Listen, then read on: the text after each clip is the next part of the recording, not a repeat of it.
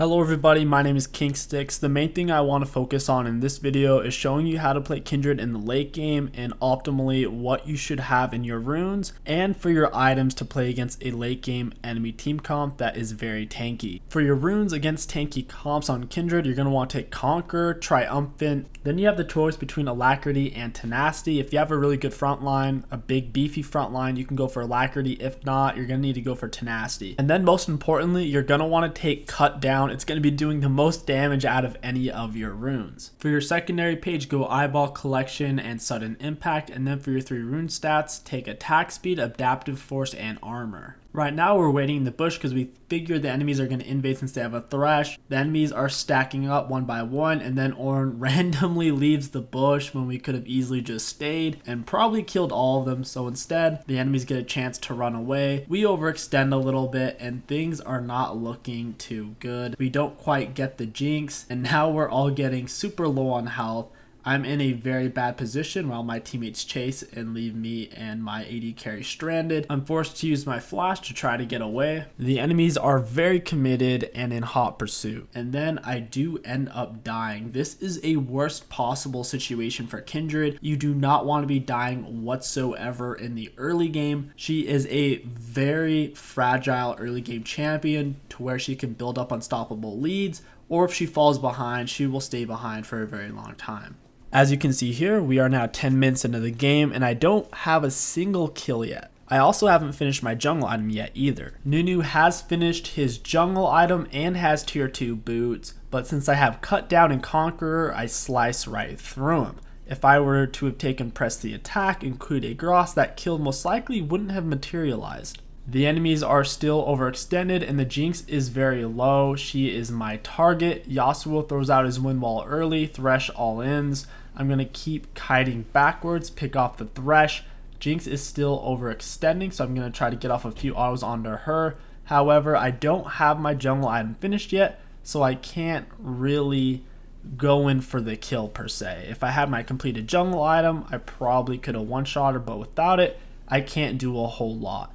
Out of this very bad situation, picking up the kill on Nunu and trading Kaisa to get the kill on Thresh has given me a lot of gold and will give me a lot of carry potential to come back into this game. I then base to spend my gold, get my Blood Razor, and I also get Ninja Tabbies. The enemy team's magic damage is very limited, primarily with Nunu. Their main damage dealers are Jinx and Yasuo, which is why Ninja Tabbies will give me a lot more value. The enemies still have more than double our kills and a lot more map pressure, so I'm gonna just continue to farm. I noticed Nunu's ulting me, so I immediately red smite him to take reduced damage from his ult. I then jump away and proceed to kite him out as he gets me super low and all of his spells are down and about to come back up. I then ultimate to keep myself alive and we pick up an easy kill on Nunu. Something to keep in mind, guys, even if you are behind, if you are patient and minimize your own mistakes, you can then capitalize on the enemy's mistake, but you have to be alive to do so. If you're still making lots of mistakes and you're dying, there's no way to capitalize on what the enemies are doing wrong if you are dead. Poppy's currently top and Nunu's dead. This is an easy fight setup for us, which is why I keep chasing. I realize if one of my teammates lands a CC, it's gonna be free. I dash forward to do some damage onto their Jinx, hoping my Leona or Echo will get inspired. Yasuo then overextends, thinking, you know what, we're really far ahead. He's not looking on the map. He doesn't realize Poppy's top and that Nunu was dead and in base. Really easy fight for us. Even though Leona did die, we got 2 more kills, which is massive whenever you're behind.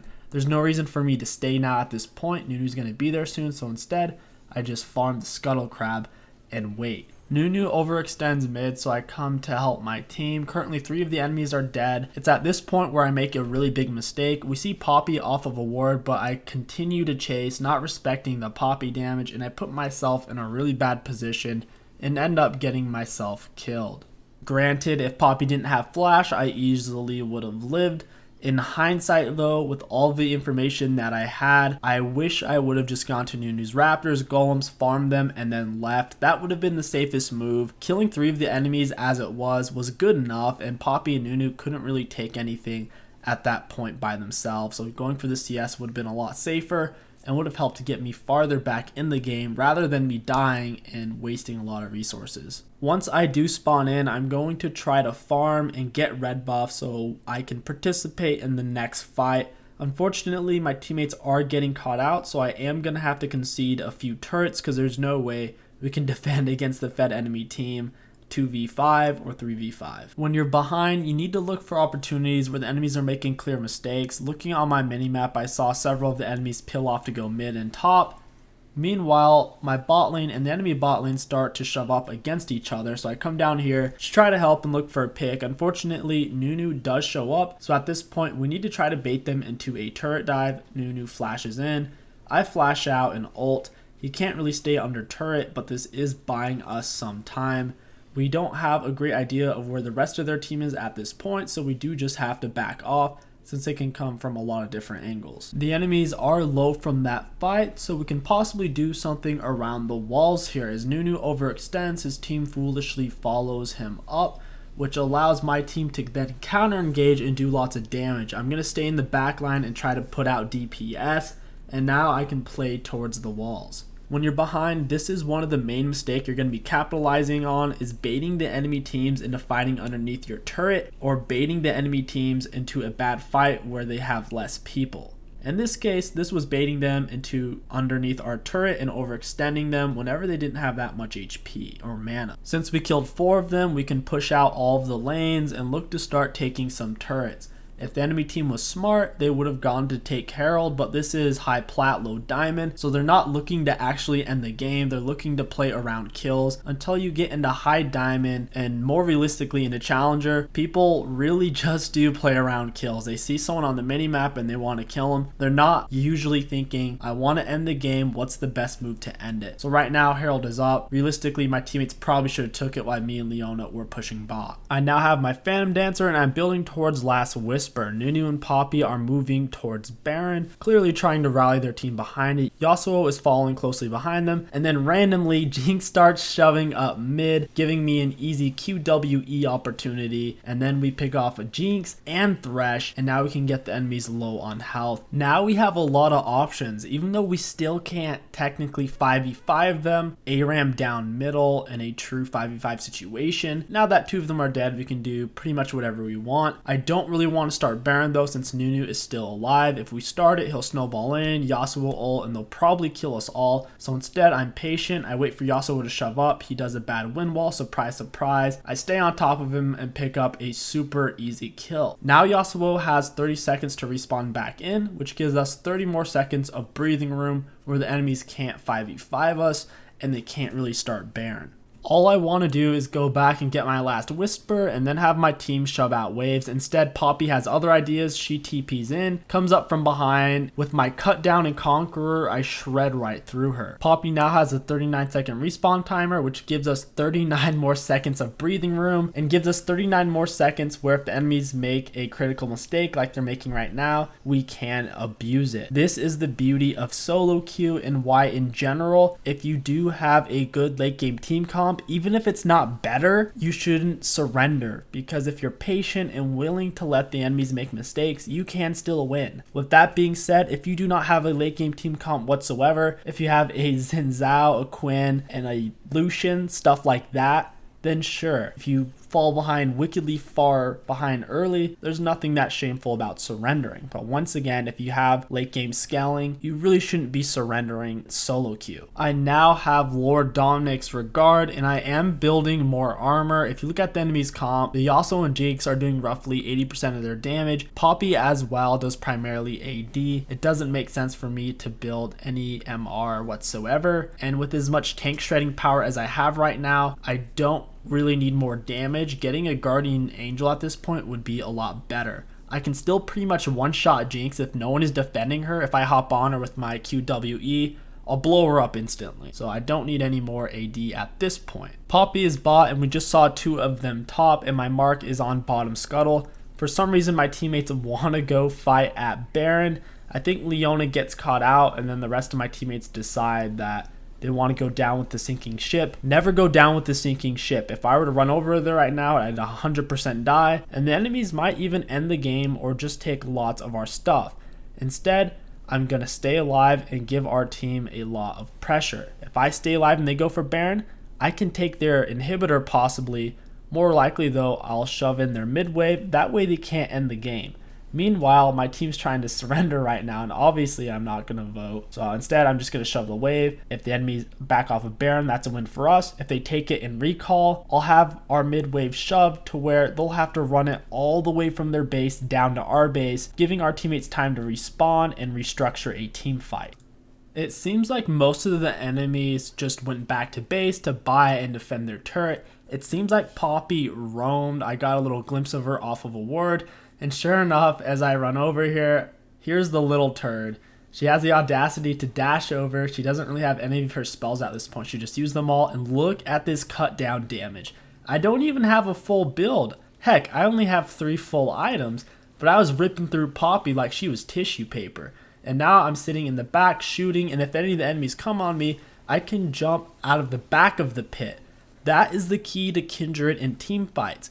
Put yourself in a position where you can jump to a complete different side. If the enemies would have pressured me, I could jump back. If the enemies were to run away, I could jump forward. Now that we won the fight, we can pressure the inhib off of their spawn timers, and the fact that Poppy's still alive, though ending the game just isn't realistic. We don't even have minions with us, so by the time we get our minions up to their turret, they'll all pretty much spawned in. So after taking inhib, we'll just back off and look for some side objective like dragon and getting my mark. 24 minutes into the game, I now only have 5 marks. Not too great, but I am doing a lot of damage. The enemies force us off a dragon, so I shove mid lane to slow down their shove. Now if they want to push up onto our turrets and force a fight, it's going to take them a while. Nunu is pushing into my jungle, so I am going to take the long route. It seems like the rest of his team is coming up mid, so I don't mind running into Nunu by himself. I am still going a longer route just in case because I can't see all the enemies. Now I do see Yasuo, I see the Poppy, I see the Jinx. I come in this bush and sure enough, here Nunu is waiting for me. I W, I Q, I'm building up my Conqueror stacks, and now I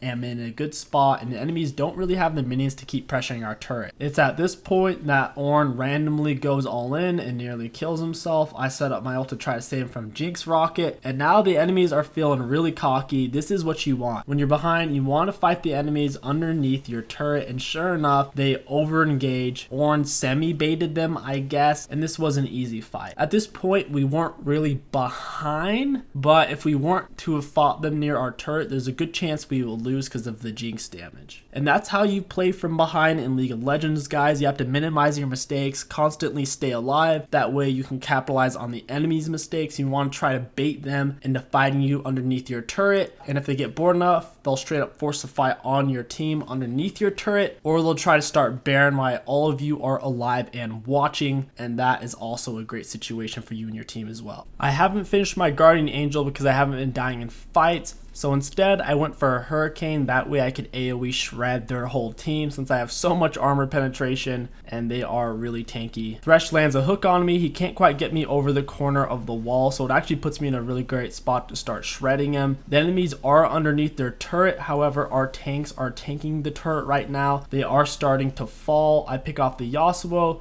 drop my ultimate just in case, and now we are sitting pretty. Nunu and Poppy are the only ones left, and I'm about to show you the power of cut down. We need to push our minions up, and we do have time to take an inhibitor and possibly get a kill. If Nunu and Poppy were smart, they would give up the turret and wait for their teammates to spawn in. Instead, they're foolishly gonna chase me. I flash over the wall, and now I can just Q back over it. If it wasn't for Poppy's special circle, I could just Q over the wall, but if I tried to Q, I would just get basically snared and take a lot of damage while she has her circle up.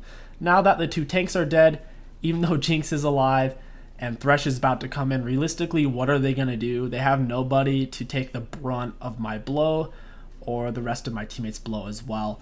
Now that they're defending underneath their turret, we're going to pull back. We don't want to dive them underneath turret 3v3, so we can just pull back, take inhibitor, set up a dragon. In 5v5 fights as Kindred and in general as a squishy, you don't want to be the first one to get engaged on here. My tanks set up the fight and they're the ones who get engaged on, which makes it very easy for me to shred Poppy.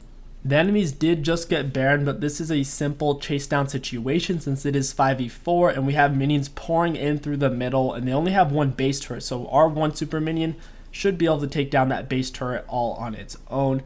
As the enemies retreat, we're going to chase. Echo teleported into their base. In these long strung out fights, Kindred actually does really well since she's very mobile with her Q and W. So as we chase the enemies, it actually set up a lot of free stuff for us.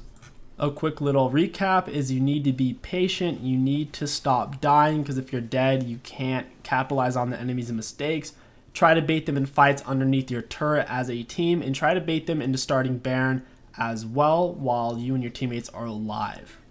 And if they do start Baron but they're so far ahead that you guys can't team fight them, feel free to just shove the waves. That way the enemies will take a long time for them to shove up. It'll really eat into their Baron buff time. And that is how you play from behind and play in the late game as Kindred Jungle, guys. If you enjoyed this video, don't forget to like, comment, and subscribe. It really does help out a lot with the YouTube algorithm. My name is KingStix. Thank you for watching and I'll catch you guys next time.